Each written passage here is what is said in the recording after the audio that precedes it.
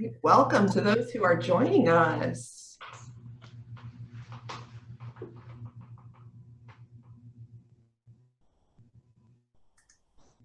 All right, we've got people joining us. Welcome, welcome. Thank you for joining us.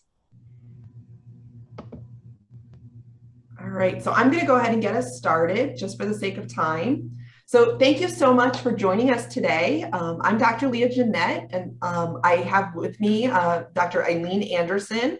I'll introduce ourselves a little bit further on in our presentation, but we're so glad that you could join us today to learn a little bit more about our program and specifically talk about what is bioethics and medical humanities. It's one of those fields that I feel like people are constantly asking about to learn more. What is it? What do you do? I feel like there's a lot of mystery around it. So I'm excited for people to learn more about what it is and what we do. So just to cover our agenda a little bit, we'll talk a little bit about Case Western Reserve University School of Medicine. We'll do an overview of our program, talk about student assistantships and financial aid, the application process and deadlines. We'll talk a little bit about Cleveland, which is where we're located, and leave it up for Q&A at the end.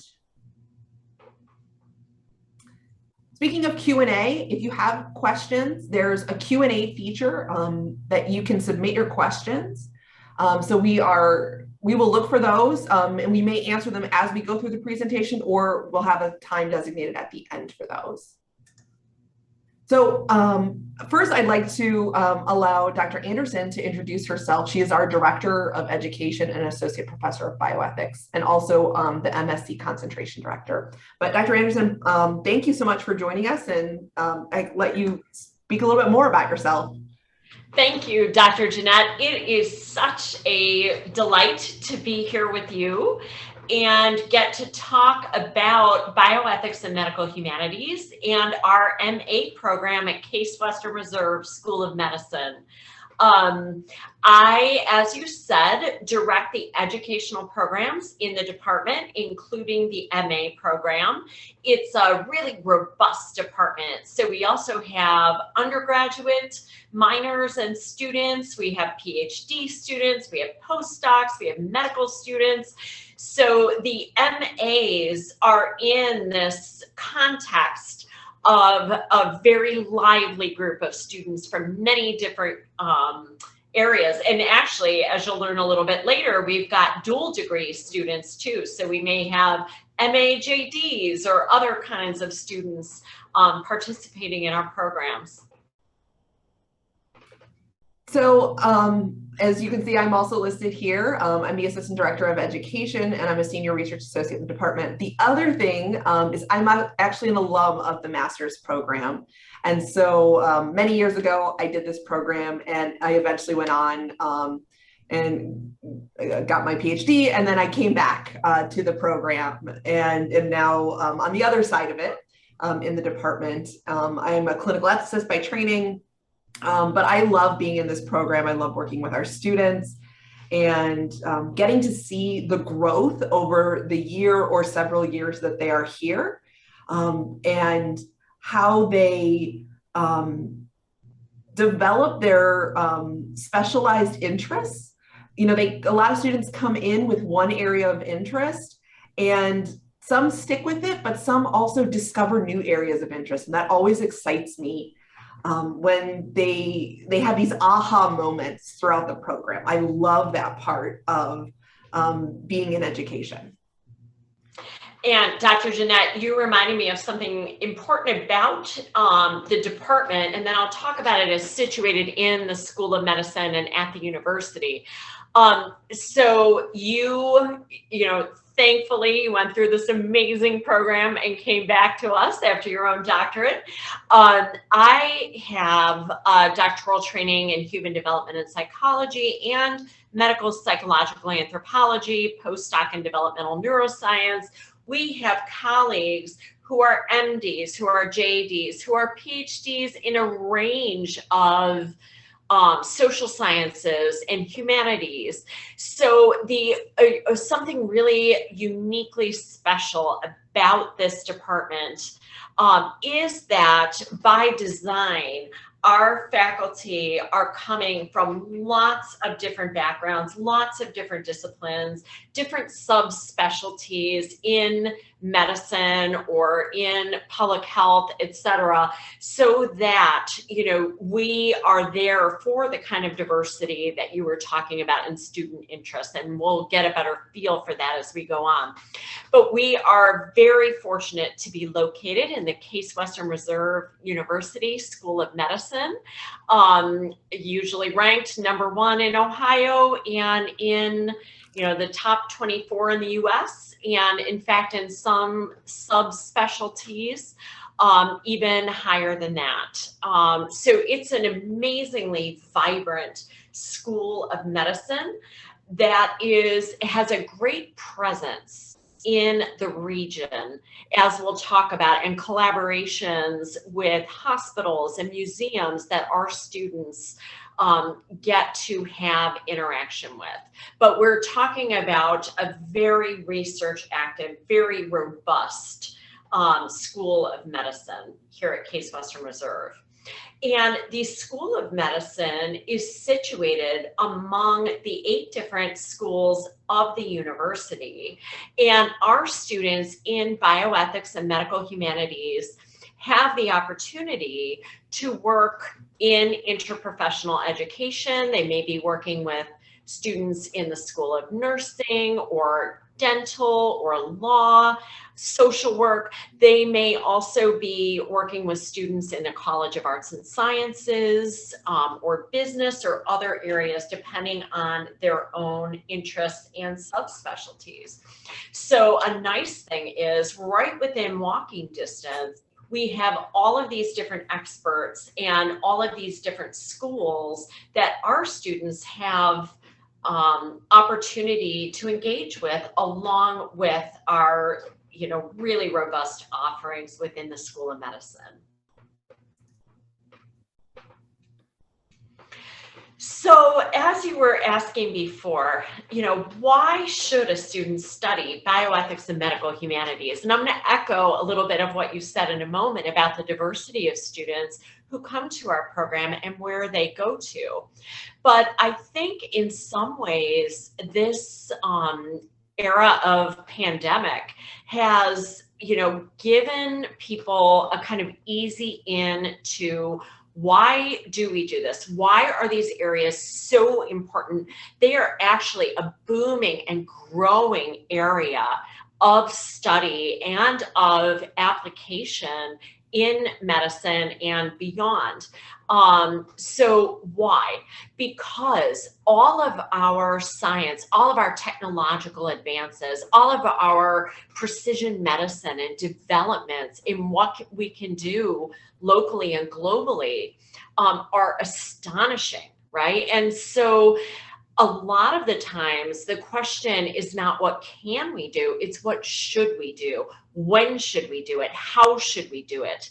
If we think about the human life course from conception through death and dying, there are very profound questions that engage bioethics and medical humanities all the way through the life cycle. When does someone have capacity? When should an adolescent be allowed to make their own decisions, or when should they have to wait? How should we make end of life decisions, and on and on. And as we're looking at our new technologies, we're thinking about some of the remarkable innovations in AI and medicine. Again, some of the questions that are most pressing are ethical in nature. When should we apply these technologies? When and how should we do it? And how can we ensure things like justice, things like equity? What values should we be prioritizing when there are scarce resources? You know, questions even with our infectious disease, thinking about who gets access to a ventilator or who gets access to certain kinds of medical care. Why do people choose to heed public health guidelines or not. All of these questions about what should be done, how should it be done, when should it be done, how do we think about the big pictures of justice or policy around some of these tough decisions, and at the clinical practice, at the bedside, how do we make these kinds of decisions? So it's this world of, what sometimes we can even call the non-biological questions dealing with health and healthcare for both individuals, but also for communities, structural level, policy level. These questions are paramount in medical practice, in practices like public health, global health, etc. And if anything, they are increasing in urgency.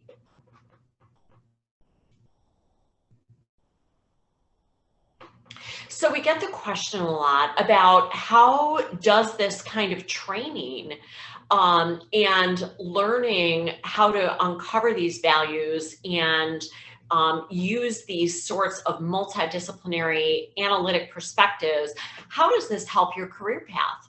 And it really depends. I often think of like an hourglass kind of diagram where we draw our students from very diverse backgrounds. So a number of our students really know that they want to go on to practice some kind of clinical care.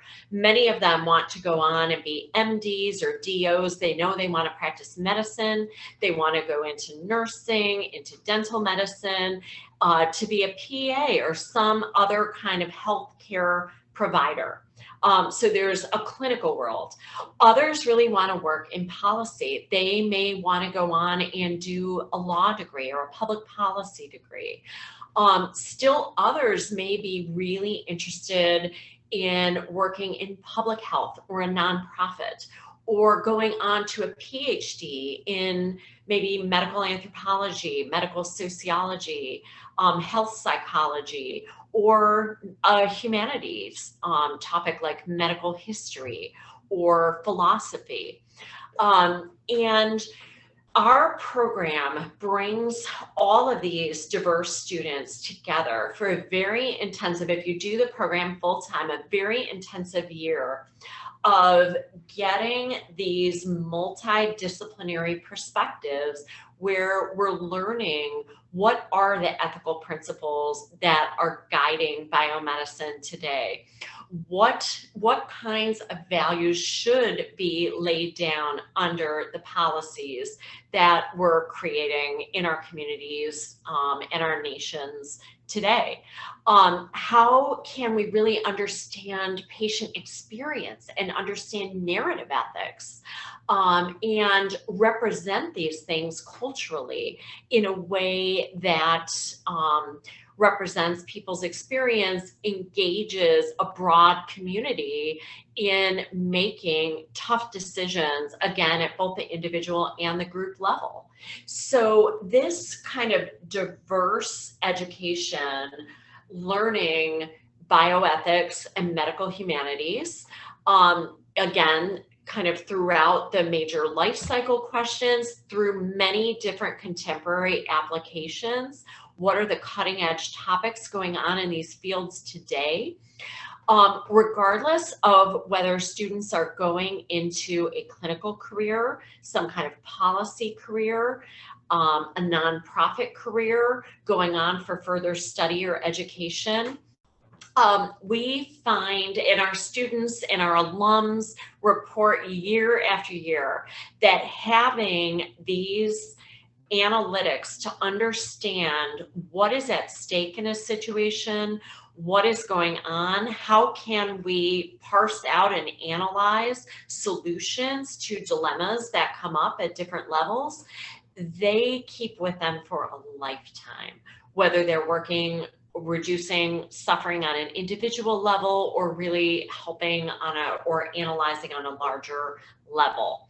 Our students are not only getting classroom exposure, but they are also in the clinic. They are watching moment by moment through clinical practicum hours that we'll talk about a little bit later, how these dilemmas play out in real life and in a hospital setting, in a clinic setting, where it may be life and death issues. And I should say that to speak to the last bullet point on this slide, we do get students who come in and know they want to do something related to health or healthcare, but they don't know exactly what it is. And the exposure that our students get in the classroom and outside of the classroom through our courses and our required experiences, as well as our electives, help people figure out, oh, here's a career path I didn't even know existed before. And not only do they become aware of it, but oftentimes they really grow their networks and start networking into their next steps. Yeah, I agree with everything you just said. I think that's kind of one of the amazing things about the world of bioethics and medical humanities, is how students can learn so much about such a diverse field, and whether it's specific topics or just the learning about the different areas that they can go into for a profession itself. Yeah. So we're going to transition a little bit to talk specifics about the program itself. I think one of the exciting things, and it gets me every time I say this, right? So we're celebrating 27 years this fall. It's hard to believe it's been that many years, but it's fantastic that we've had such a strong program for so many years.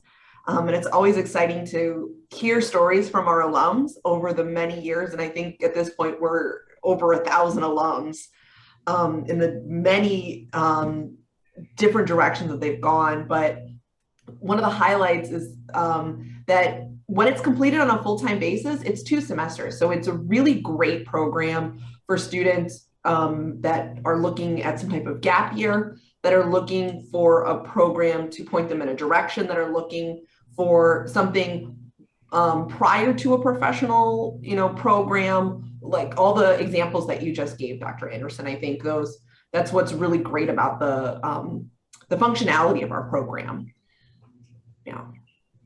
So it is one of the oldest programs running in the United States. And so we've learned a thing or two, though we retool every single year. But one of the special aspects of this program is personalized advising. So you are matched with an advisor who can help guide you along your own pathway, which helps to have that kind of diverse faculty and staff that I was talking about. As you said, you can finish this within 1 intensive year. It's a 30-credit program, and just under half of those are electives that you can think about your interests and work with an advisor to make sure that you choose electives to personalize courses that will help you in your future study and career.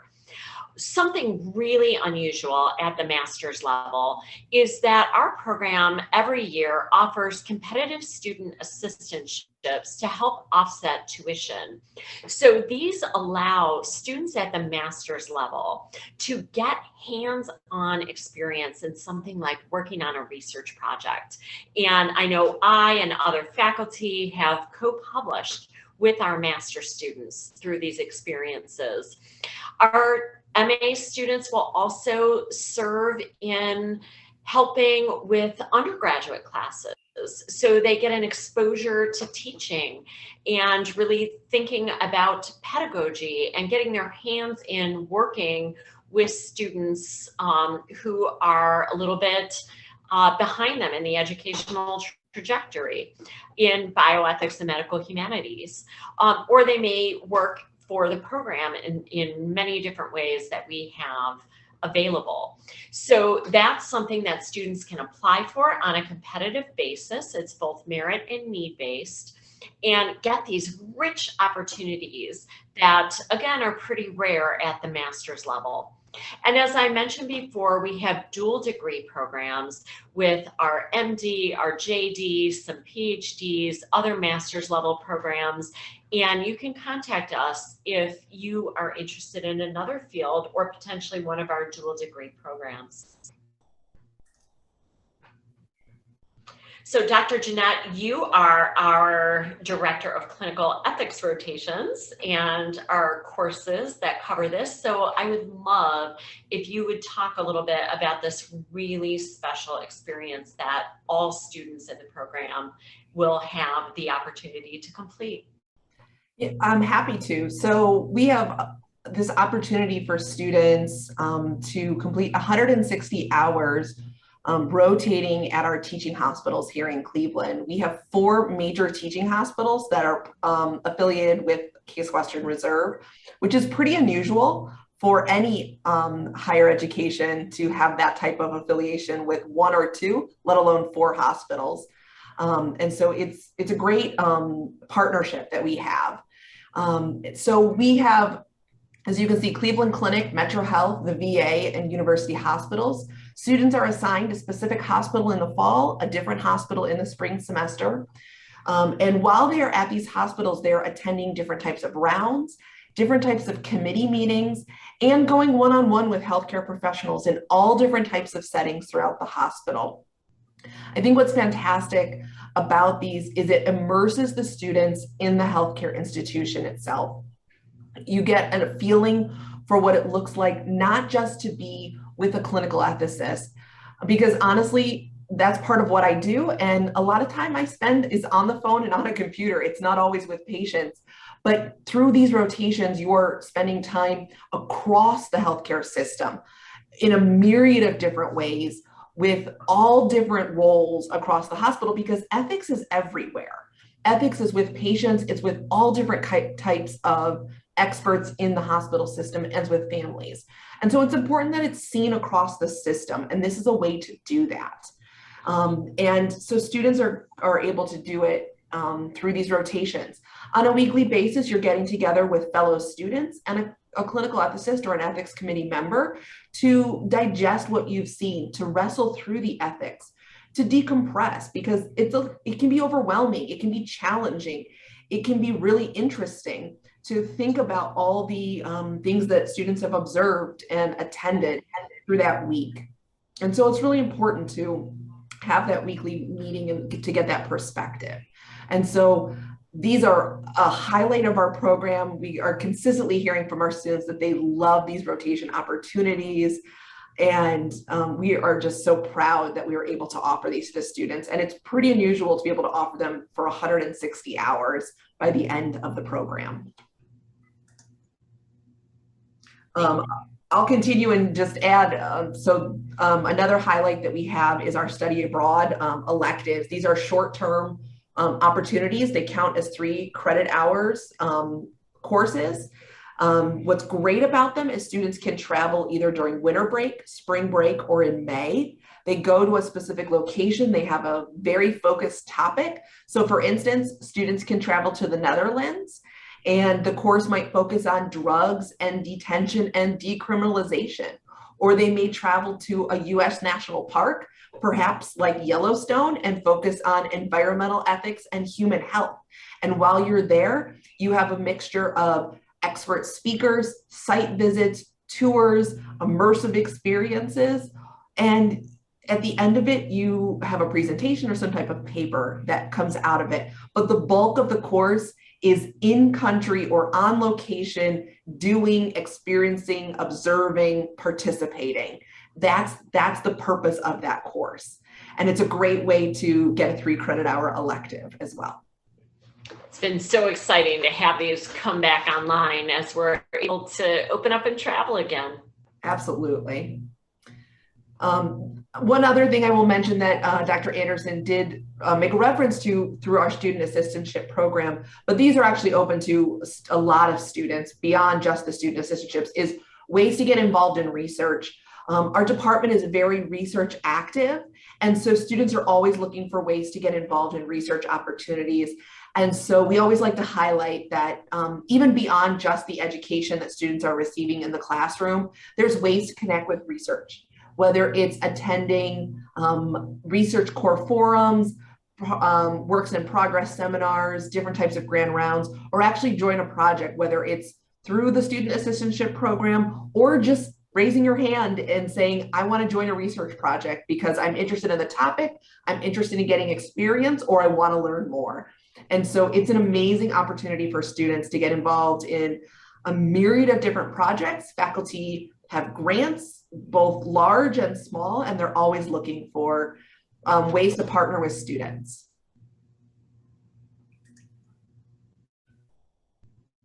So you go ahead.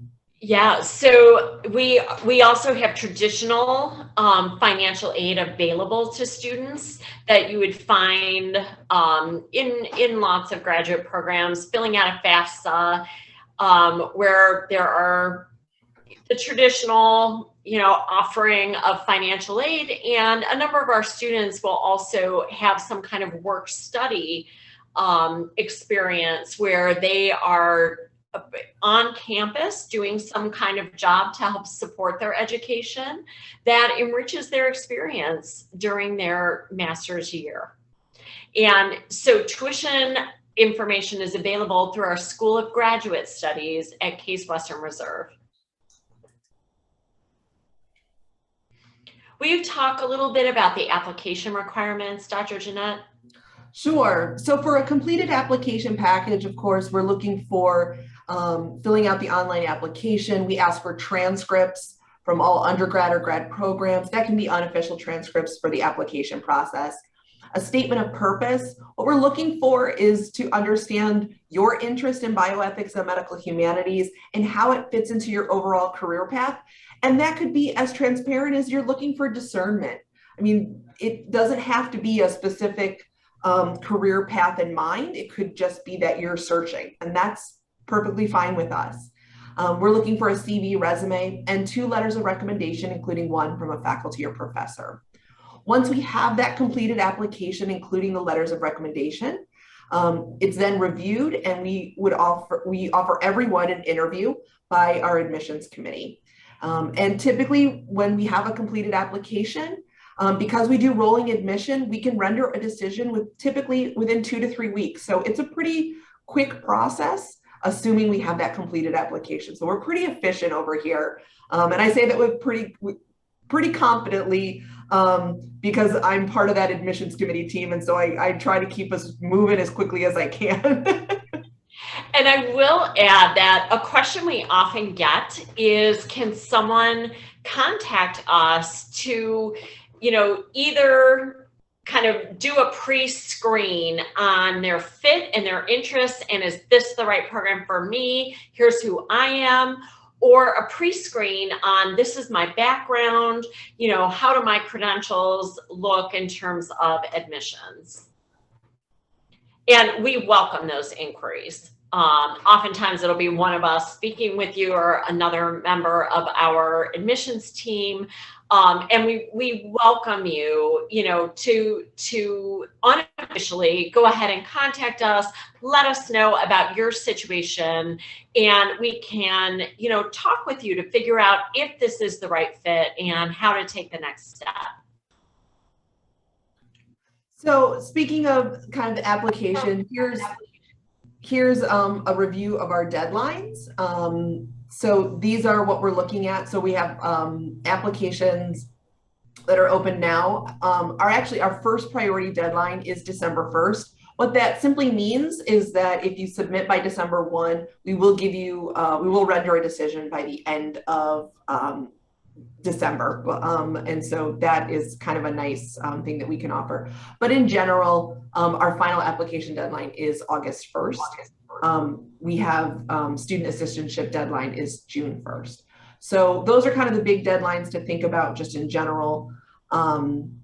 Yeah, we'll open it up for Q&A. I think that's kind of the biggest thing to given our time frame. There is a question. So Dr. Anderson, let me read this to you. Great. So since we do rolling admissions, Do we run out of spots before the deadline, or does turning in an application earlier mean a higher chance of admission? That's a great question. That is a great question. And the answer is really turning in an application earlier means a kind of quicker review. And we tend to not run out of spots. We've been doing this a while. We know what we're looking for. We have mechanisms within our program and within how it's run in terms of advising and classroom and clinical placements, that we have some flexibility to accommodate a little bit of fluctuation in our class sizes every year. But you are more competitive for an assistantship position the earlier that you apply. In fact, we run into a deadline after which you are no longer eligible for it. So there are a lot of advantages to applying early, hopefully being accepted early, accepting a position. Something else that our students who are early applicants tend to appreciate is they might come for a visit. They might talk to current students or recent alums who are in a similar pathway. They may meet their advisor a little bit earlier and start setting up what their experience is going to look like a little bit earlier, so they are ready to jump in fully or start to get up to speed on, I know I want to be involved in a research project, so I want to get in line with that professor who might be opening up a spot right, in time for my cohort to start, things like that. So there are certain advantages, although we do keep an eye on the entire cycle, and we really do welcome applications across the entire time of the cycle as well. So we had a pre-submitted question, which I think is a great one to kind of answer in this forum. How does the School of Medicine at Case Western Reserve prioritize diversity, equity, and inclusion? That is a great question. Indeed, it is a priority in the school and at the university. There are a number of programs that actually are aimed at students from underrepresented groups. There are certain scholarship programs that students from underrepresented backgrounds can apply to specifically, and we're happy to talk with you about those if any of them would be appropriate for you.